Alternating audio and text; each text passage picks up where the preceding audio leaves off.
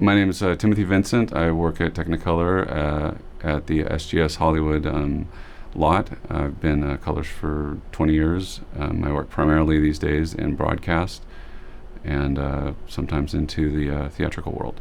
HDR will have more and more impact as it goes. It already has an impact now. After completing the first season last year of Mozart in HDR, I actually changed the way that I color correct moving forward for all my shows this year, even the ones that weren't HDR, with protecting for in case that they did decide, oh, we're going to do an HDR pass, I wouldn't be handcuffed by the way that I color corrected. The biggest thing that it opens up is access to detail with the larger contrast ratio. There's information that if you so choose, you can go back and get.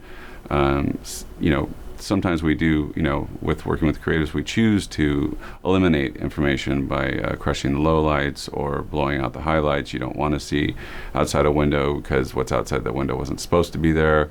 But there's other times where you're shooting down in Puerto Rico and the sun's coming in and out and you're gaining and losing cloud detail that you'd really like to keep all the time, but you're not able to in SDR. When you get into HDR, you can actually take the time to refine your windows, your keys, whatever you need to gain the best product, best images, if that's what the creatives are looking for.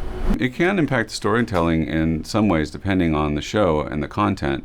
One of the aspects HDR has is just looking at it feels like a higher resolution, even if you are comparing the 4K SDR version versus the 4K HDR. It will look like a higher resolution and feel more, real. It will also create a depth of field that is sort of like a 3D effect on material without actually having to be 3D or have glasses or anything. All of a sudden you walk in, you're like, wow, that feels so much more real than like you're in the picture. So that's just a natural side effect of being in HDR. For the consumer, it's going to be, as it is with every new technology, is they like a wow factor. They want to go, why am I switching to this TV? Why am I buying a new TV? And it's because when you walk up and you look at one and you look at the other, you're like, wow, okay, that's a different experience. It's taking me in a place that I can't get watching my regular SDR monitor or watching SDR content.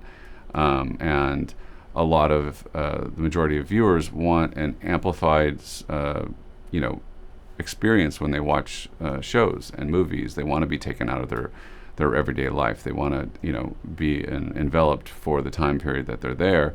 And if HDR can help, take them into that, surreal life, that's what they're going to, be really wanting more of.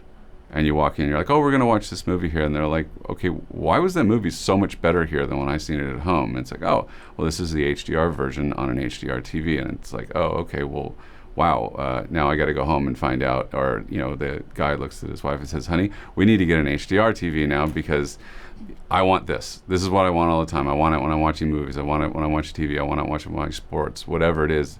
It's an addictive quality where you're looking for that experience I was talking about, where you're like, wow, this is so much better than when I normally do stuff.